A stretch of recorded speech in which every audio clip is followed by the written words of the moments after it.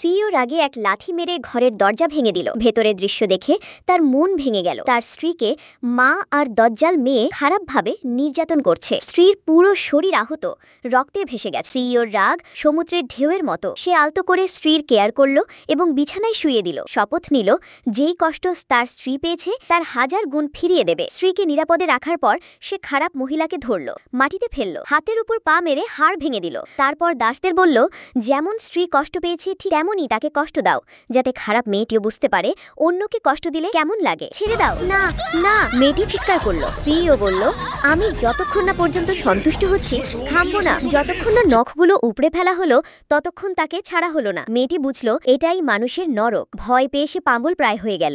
সে কাঁদতে কাঁদতে সাহায্য চাইল, দয়া করে আমাকে বাঁচান। দৃশ্য দেখে বুড়িমা ভয় পেয়ে কাঁপল। সিইও চিৎকার করে বলল, এতটুকু সহ্য করতে পারছো না? শাস্তি এখনো অনেক বাকি। যদি আবার আমার স্ত্রীকে কষ্ট দাও আমি তোমাদের আঘাত 1000 গুণ ফিরিয়ে দেব পুরোপুরি। শেষে দর্শকদের কাছে প্রশ্ন রইল, আপনারা কি স্বামীর এই কাজকে সমর্থন করেন?